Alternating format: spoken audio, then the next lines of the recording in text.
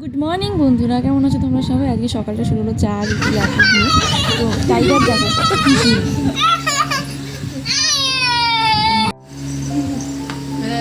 তারপরে বাবা বাজারে গেছিলো, বাজার থেকে মাছ নিয়ে আসলো, সবজি নিয়ে আসলো, 3 রকমের মাছ নিয়ে এসছে, ডিমরা মাছ, চিংড়ি মাছ, লোটে মাছ আর সবজি নিয়ে আসলো।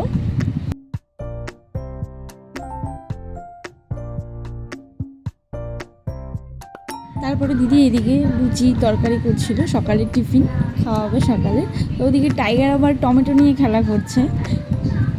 তো মানে ও সারাক্ষণই খেলায় ব্যস্ত থাকে, মিষ্টি টিভি দেখছিল। তো আমাদের ফাইনালি রান্না বান্না কমপ্লিট দুপুরের, এবার খাবো। এটা আমারই থালা সাজিয়ে দিয়েছিল।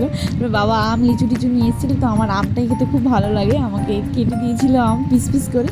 তো আমি খাচ্ছিলাম আর দিদি হয়তো আমাকে কিছু একটা বলছিল, তো ওই নিয়ে একটু হাসাহাসি করছিলাম।